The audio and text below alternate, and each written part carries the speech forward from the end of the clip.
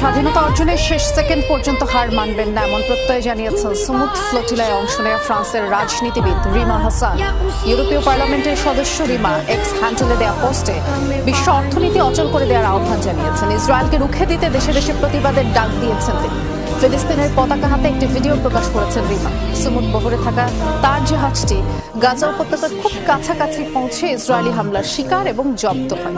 গাজায় গণহত্যা বন্ধের দাবি এবং ফ্লোটিলা যেই ফিলিস্তিনে আজকে মজলুম বোনদেরকে শহীদ করা হচ্ছে, বাচ্চাদের মাথার খুলি উড়িয়ে দেওয়া হচ্ছে, আমাদের ভাইদেরকে জীবন্ত পুড়িয়ে মারা হচ্ছে, ওই ফিলিস্তিনে লিখে রাখেন আপনারা, মিডিয়া দিয়ে প্রচার করে দিয়েন, এই ফিলিস্তিনের বাবে লুত নামক জায়গায় তাদের মিসায়াহ তথা কথিত মিসায়াহ মাসিহুদ ঈসা আলাইহিস সালাম হত্যা করবেন ইনশাআল্লাহ। নবী সাল্লাল্লাহু আলাইহি ওয়াসাল্লাম বলেছেন, দাজ্জাল এবং তার অনুসারীরা যখন বিশ্বকে শাসন করার দিকে এগিয়ে যাবে, আল্লাহ রাব্বুল আলামিন তাওহীদ পন্থীদের এই কালিমার পতাকার কাফেলা গঠন করবেন ইনশাআল্লাহ।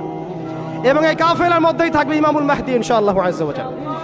এবং তিনি বলেছেন নবী সাল্লাল্লাহু আলাইহি ওয়াসাল্লাম, ফালা নি'মাল আমিরু আমিরুহা ওয়া লা নি'মাল জাইশু যালিকাল জাইশ, কতই না উত্তম হবেন সেই আমির এবং কতই না উত্তম হবেন সেই সেনাবাহিনী।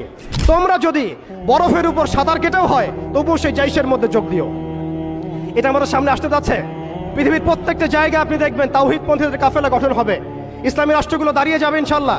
আপনি দেখেন সিরিয়া পরিবর্তন হচ্ছে, আপনি দেখেন আফ্রিকা পরিবর্তন হচ্ছে, আপনি দেখেন বাংলাদেশ পরিবর্তন হচ্ছে, আপনি দেখেন প্রজন্মের চোখের মধ্যে তাওহীদের ক্ষুধা, আপনি দেখেন প্রজন্মের চোখ জলজল করছে, তারা ইমানের দিকে আসছে, আমলের দিকে আসছে, ইসলামের দিকে আসছে।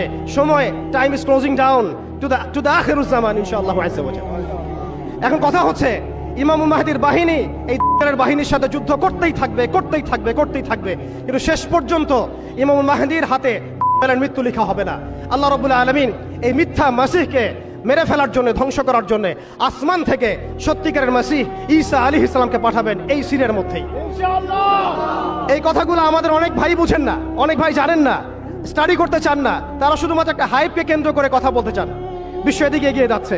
আমরা এখানে শুধু হাইপ তুলতে আসি নাই, আপনাদেরকে জানাতে এসেছি, বোঝাতে এসেছি যে আস্তে আস্তে বিশ্ব কোন দিকে যাচ্ছে এবং আমাদের করণীয় কি হবে। এবার আসেন, এটা ভবিষ্যৎবাণী শুধু নয়, নবী সাল্লাল্লাহু আলাইহি ওয়াসাল্লামের অকাট্য ভবিষ্যৎবাণী। তিনি বলেছেন ঈসা আলাইহিস সালামের হাতে যেই ফিলিস্তিনে আজকে মজলুম বোনদেরকে শহীদ করা হচ্ছে, বাচ্চাদের মাথার খুলি উড়িয়ে দেওয়া হচ্ছে, আমাদের ভাইদেরকে জীবন্ত পুড়িয়ে মারা হচ্ছে, ওই ফিলিস্তিনে লিখে রাখেন আপনারা, মিডিয়া দিয়ে প্রচার করে দিয়েন, এই ফিলিস্তিনের বাবে লুত নামক জায়গায় তাদের মিসায়াহ তথা কথিত মিসায়াহ মাসিহুদ ঈসা আলাইহিস সালাম হত্যা করবেন ইনশাআল্লাহ। পৃথিবীর কোন শক্তি, কোন ন্যাটো, কোন ইউনাইটেড নেশনস, কোন ইউরোপিয়ান ইউনিয়ন, কোন IMF, কোন ওয়ার্ল্ড ব্যাংক, কোন সাম্রাজ্যবাদী শক্তি এই ভবিষ্যৎবাণীকে ঠেকাতে পারবেন ইনশাআল্লাহ। আপনি ওদেরকে চেষ্টা